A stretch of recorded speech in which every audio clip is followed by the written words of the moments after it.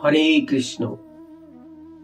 আজ আমরা এই পর্বে জানতে চলেছি পুত্রদা একাদশী কি, পুত্রদা একাদশী মাহাত্ম্য এবং তার পালনের মন্ত্র ও সময়কাল।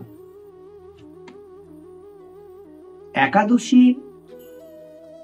সমস্ত ব্রতের মধ্যে শ্রেষ্ঠ বা উত্তম। গীতার 10ম অধ্যায় বিভূতি যোগে ভগবান বললেন, মহর্ষিদের মধ্যে যেমন ভৃগু, স্থাবর বস্তুগণের মধ্যে যেমন হিমালয়, বৃক্ষের মধ্যে যেমন অশ্বত্থ, দেবঋষিদের মধ্যে যেমন নারদ, সর্পদের মধ্যে বাসুকি, দৈত্যদের মধ্যে ভক্তিবান প্রহ্লাদ, পক্ষীদের মধ্যে গরুড়, মৎস্যদের মধ্যে মকর, নদীসমূহের মধ্যে গঙ্গা, সেইরূপ ব্রতের মধ্যে শ্রেষ্ঠ ব্রত হল একাদশী। এই একাদশী ব্রত করলে কি লাভ হয় এবং কিভাবে করতে হয় তার মাহাত্ম্য কথা আমরা শুনব। কিভাবে করব সেটা এখন আমরা আলোচনায় আসছি। ব্রতের মূলত 3টি অংশ। প্রথম অংশ, ব্রত করার আগে ব্রতের সংকল্প, মানসিকভাবে নিজেকে তৈরি করা। আমি ব্রতের জন্য ভগবানের কাছে নিজেকে আত্মসমর্পিত করার জন্য আমি মানসিকভাবে প্রস্তুতি নিচ্ছি, তার জন্য তার সংকল্প করা। সংকল্প করার একটি মন্ত্র আছে, সেটি আমরা জেনে নেব। সংকল্প মন্ত্র: একাদশান নিরাহার স্থিতা অহম অপরিহনি ভক্ষ্যামি পুণ্ডরীকাক্ষ শরণং মে ভাবাচ্যুত। মন্ত্রটি দিয়ে সংকল্প করব আমরা আগের দিন, এবং আগের দিন অর্থাৎ দশমীর দিন আমরা আমিষাহার বর্জন করব, নিরামিষাহার গ্রহণ করব। মানসিকভাবে, শারীরিকভাবে আমরা তৈরি থাকব এবং এমন কোনো খাদ্য আমরা গ্রহণ করব না যাতে আমাদের দেহ মন উত্তপ্ত হয় এবং যাতে করে আমরা ভগবানের কাছে যেতে পারি, তার শরণাপন্ন হতে পারি। সেই জন্যই এই ব্যবস্থা। এই ব্যবস্থার জন্য আমরা পরের দিন অর্থাৎ একাদশীর দিন উপবাস করার কথা বলা হয়। এই উপবাস অনেক ধরনের হতে পারে। কেউ যদি পারেন নির্জলা উপবাস করতে পারেন, সেখানে জল পান করাও যাবে না। অনেকে বলবেন তাহলে কিভাবে হবে? তাহলে আপনারা ফলমূলাদি বা জল গ্রহণ করতে পারেন, তাতেও কোনো অসুবিধা নেই। মনের দৃঢ়তা থাকলে এটাও হবে। আবার কেউ বিভিন্ন খাদ্যদ্রব্য, অন্ন এবং পঞ্চ রবি শস্য বাদ দিয়ে আপনারা খাদ্য গ্রহণ করতে পারেন। তবে বেলা 12টা পর্যন্ত কোনো খাদ্যদ্রব্য গ্রহণ না করাই ভালো। এই খাদ্যদ্রব্যের মধ্যে আবার কোনগুলো আপনি খাবেন না, গ্রহণ করবেন না, আর কোনগুলো আপনি গ্রহণ করবেন সেটাও জেনে রাখা ভালো। গ্রহণ না করা জিনিসের মধ্যে আমরা শ্রীল প্রভুপাদের একাদশী মাহাত্ম্যতে শুনেছি পঞ্চ রবি শস্য সম্পূর্ণরূপে বর্জন, অর্থাৎ ধান বা চাল থেকে উৎপন্ন সমস্ত রকমের খাদ্যাদি, গম থেকে উৎপন্ন সমস্ত রকমের খাদ্যাদি, সরিষা তার থেকে উৎপন্ন সমস্ত রকমের খাদ্যাদি এবং কলাই, সমস্ত ধরনের কলাই সম্পূর্ণরূপে বর্জন এবং তিল বা তিল জাতীয় সমস্ত দ্রব্য আমরা সম্পূর্ণরূপে বর্জন করব এই একাদশীর দিন। তাছাড়া আমিষ আহার তো আমরা করবই না। আমরা মোটামুটি জানতে পারলাম যে আমরা কি খেতে পারি। আমরা বাদাম খেতে পারি, আমরা পেঁপে থেকে শুরু করে ফলমূলাদি আমরা গ্রহণ করতে পারি, আপেল, আমরা বিভিন্ন ধরনের ফল খেতে পারি। কিন্তু আবার যেগুলো খাবো না সেগুলোর কথাও আমরা বললাম। এইভাবে উপবাস করে, উপবাস শব্দের অর্থ হলো উপ অর্থাৎ নিকটে, বাস শব্দের অর্থ বাস করা, অর্থাৎ একাদশী এবং উপবাস দুটি প্রায় কাছাকাছি শব্দ। এই একাদশী এবং উপবাসের মধ্য দিয়ে আমরা শ্রী ভগবানের যতটা কাছাকাছি আসতে পারি সেই কথাই এখানে বলা হয়েছে। সেই জন্য উপবাসের কথা বলা হয়। এবং এই উপবাসের মধ্য দিয়ে আপনাকে ভগবানের কাছে আসার জন্য বেশি বেশি করে, আরো বেশি করে তার নাম কীর্তন করতে হবে। শুধু উপবাস দিয়ে থাকলেই হবে না, তাকে স্মরণ করতে হবে, তাকে স্মরণে বরণে তাকে সবসময় ডাকতে হবে। হরে কৃষ্ণ কৃষ্ণ কৃষ্ণ হরে হরে, হরে রাম রাম রাম হরে হরে। 108 বার শুধু নয়, সারা দিনে শুরু করে আপনি যতবার খুশি এই মন্ত্র মনে মনে পাঠ করুন, ঠাকুরের সামনে বসে পাঠ করুন। এইটা আপনি করবেন। এইভাবে আপনি একাদশী পালন করবেন। পরের দিন যে সমস্ত শস্য আপনি বর্জন করলেন, এবং পরের দিন সকাল সকাল উঠে পারলে খুব ভোরে উঠে চান করে ঠাকুরকে কিছু খাবার দিয়ে, যেগুলো বর্জন করেছিলেন তার মধ্যে দিয়ে, এবং যদি জগন্নাথ দেবের প্রসাদ থাকে তা আপনি নিজে খাওয়া দাওয়া করে আপনি ব্রত ভাঙতে পারেন। এটাকে আমরা পারণ বলি। পারণের মধ্য দিয়ে যদি পারণটা আপনি করতে পারেন, তাহলে ব্রত সংকল্প, ব্রত এবং পারণ এই তিনটির মধ্য দিয়ে ব্রত সম্পূর্ণতা লাভ করবে, এবং তাতে আপনি অনেকটা মানসিকভাবে সন্তুষ্ট থাকবেন, এবং আপনার ভগবানের কাছে যাওয়ার রাস্তা অনেকটাই তৈরি হয়ে যাবে। এই পারণের একটি মন্ত্র আছে, এটা আমরা এখন জেনে নিচ্ছি। পারণ মন্ত্র: অজ্ঞান তিমিরান্ধস্য ব্রতে নানেন কেশব, প্রাসাদ সুমুখ নাথ জ্ঞান দৃষ্টি প্রদো ভব। এই পারণ মন্ত্র করে কিছু খাওয়া দাওয়া করে আপনি ব্রত ভাঙবেন, এবং এই দিনও পারলে নিরামিষ আহার করবেন।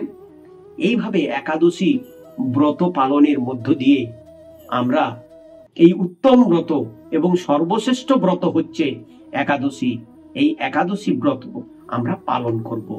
এরপরে আমরা ওই একাদশীর দিনে আমরা একাদশী, পুত্রদা একাদশী, আপনারা নামের মধ্যেই বুঝতে পারছেন যে এই একাদশী নামের মধ্যেই কি আছে, পুত্রদা, অর্থাৎ পুত্র দান করেন যিনি।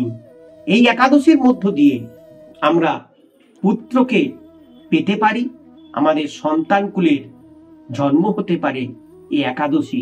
এই একাদশীর মাহাত্ম্য, পুত্রদা একাদশী আমরা শুনব, এবং এই একাদশীর মাহাত্ম্য কি আছে সেটা আমরা শুনলে আমরা বুঝতে পারবো, আমরা অনুধাবন করতে পারবো যে সত্যিকারের একাদশী পালনে আমাদের কি লাভ হয় আর কতটা ক্ষতি হয়, কেনই বা আমরা একাদশী ব্রত পালন করব। আসুন এখন আমরা শুনে নিই একাদশীর, পুত্রদা একাদশীর মাহাত্ম্য। যুধিষ্ঠির এবং কৃষ্ণ কথোপকথনের মধ্য দিয়ে এটা আমরা শুনব। একদিন যুধিষ্ঠির বললেন, হে কৃষ্ণ, পৌষ মাসের শুক্লপক্ষের একাদশীর নাম কি, বিধি বা কি? কোন দেবতা ওই দিনে পূজিত হন এবং আপনি কার প্রতি সন্তুষ্ট হয়ে সেই ব্রতফল প্রদান করেছিলেন, কৃপা করে আমাকে সবিস্তারে তা বলুন। শ্রীকৃষ্ণ বললেন, হে মহারাজ, এই একাদশী পুত্রদা নামে প্রসিদ্ধ। সর্ব পাপ বিনাশিনী ও কামদা এই একাদশীর অধিষ্ঠাত্রী দেবতা হলেন সিদ্ধিদাতা নারায়ণ। ত্রিলোকে এই ব্রতের মতো শ্রেষ্ঠ আর কেউ নেই। এই ব্রতকারীকে নারায়ণ বিদ্বান ও যশস্বী করে তোলেন। যেমন আমরা সরস্বতী মাকে ডাকি জ্ঞান বিদ্যার অধিষ্ঠাত্রী দেবী হিসাবে, সেই রকম কৃষ্ণ এই ব্রত কথায় বললেন যে আমরা এই ব্রতদানকারীকে বিদ্বান, শুধু বিদ্বান নয়, যশস্বী করে তোলেন।